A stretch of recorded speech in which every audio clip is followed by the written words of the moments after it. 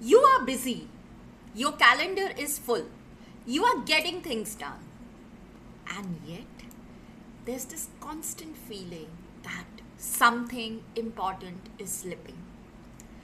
Not because you don't manage your time well, but because time management isn't working the way you were told it would. Hi, I am Smita Jain, an executive coach and personal empowerment life coach. And today, in this video, why time management doesn't work for you, effective time management tips for leaders, I want to talk about why time management doesn't work for most leaders and what actually does. Let me ask you something very honestly. Do you ever feel like no matter how much you plan, you are still reacting to your day instead of leading it? Comment and let me know. I read each one.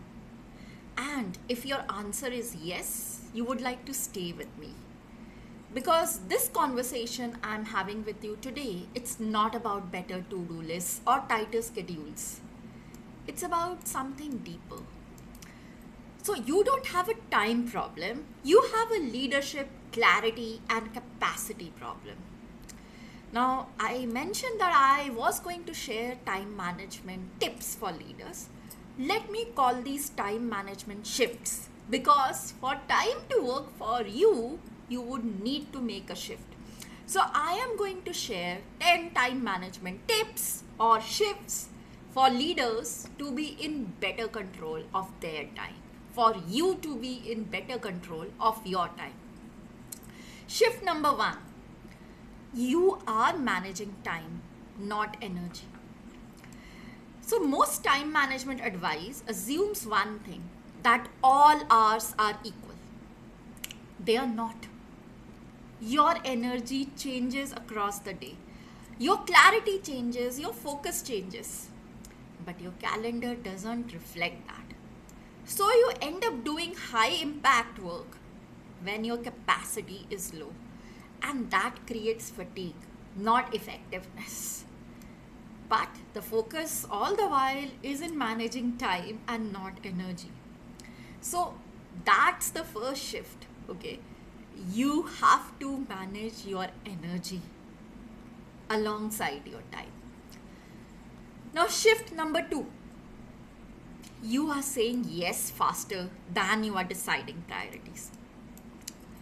This is subtle but very powerful. You don't lose time because you don't have enough of it. You lose time because you are committed to too many things that don't deserve your attention. Every yes you say casually creates pressure later. Now, great leaders don't manage times, don't manage their time, they manage commitments. And that's where the next time you are to say a yes, I would urge you to take a pause, reflect, manage your commitments. Time will take care of itself. Shift number three, you are solving for activity, not impact. So you can have a full day and still feel like nothing meaningful has moved because being busy is not the same as being effective. High performing leaders don't ask, what all do I need to do today? They ask, what is the one thing that will move things forward? That shift alone changes how your time works for you. Maximize for impact, not for activity. Shift number four, you haven't built enough leverage. If your day is filled with tasks only you don't have a time problem. You have a leverage problem. So you are involved in too much execution, not enough delegation, not enough decision making, not enough thinking space. And without leverage, time will always feel limited. So create some space in your calendar for thinking. Shift 5. Your boundaries are not clear, even to you. This is where it gets real. You don't always know what to protect. So, everything gets equal importance. Meetings expand, work spills over, rest becomes optional. When nothing is protected, everything feels urgent.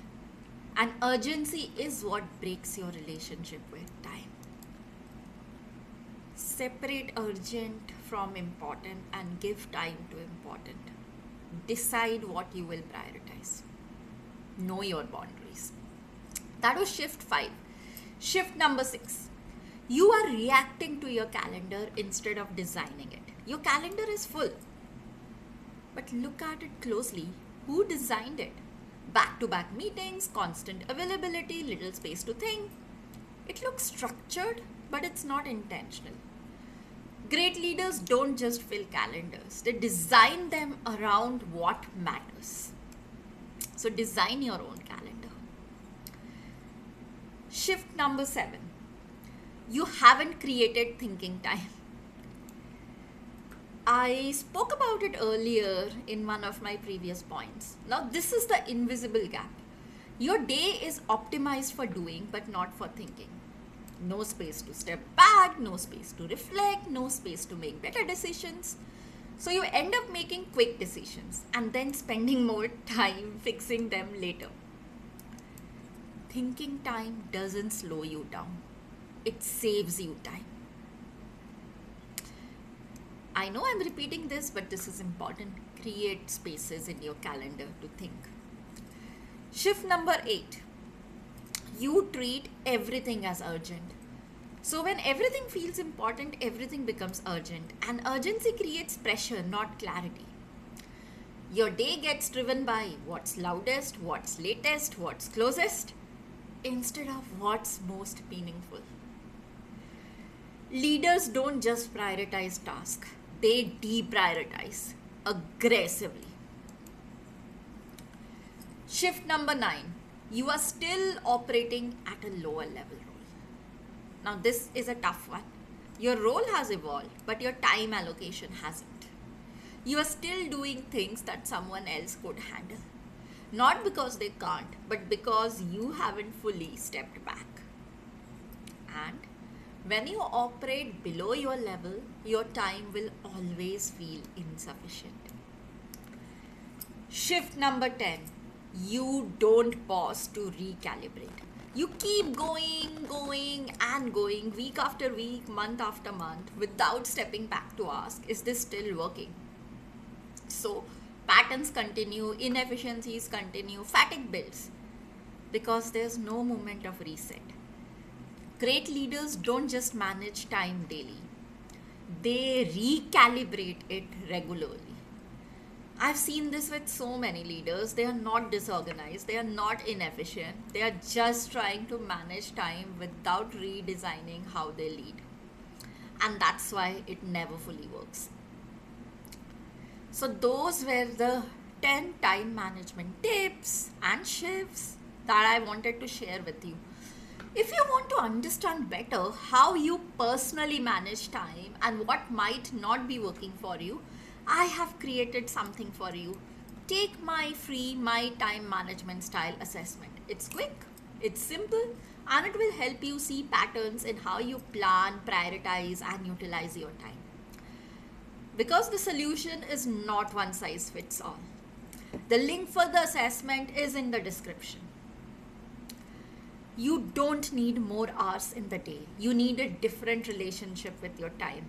And that starts with how you choose to lead it. Lead time. That was all for today. I'll see you the next time with another subject. If you like this video, do drop in a comment and share this video with your network.